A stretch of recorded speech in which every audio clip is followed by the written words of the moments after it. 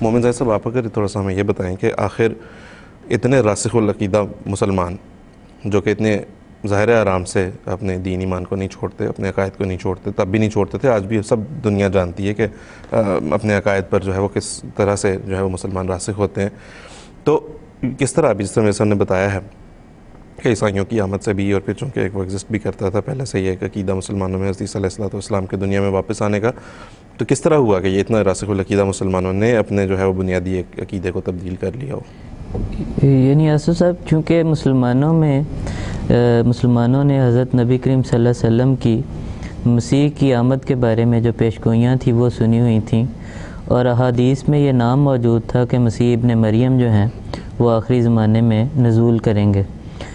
اور دوسری طرف جیسے میرے صاحب نے بتایا کہ عیسائی کثرت کے ساتھ اسلام انہوں نے قبول کیا یا مسلمانوں کے ساتھ ان کے تعلقات بڑھے،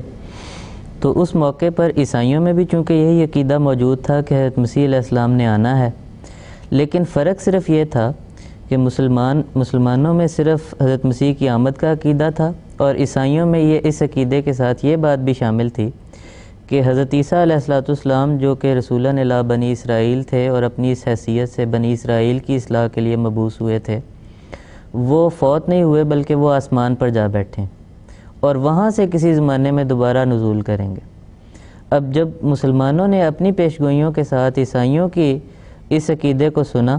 تو گویا مل کے ایک یہ شبہ پیدا ہوا، اور یہ مغالطہ جو تھا وہ مسلمانوں کو لگنا شروع ہوا، اور اس طرح یہ گویا عقیدہ بڑھتا چلا گیا، اور بالآخر جنریشنز آفٹر جنریشن اسی عقیدے کی پختہ ہوتا چلا گیا۔ ٹھیک ہے جی، بالکل ٹھیک ہے جی۔ یہاں پہ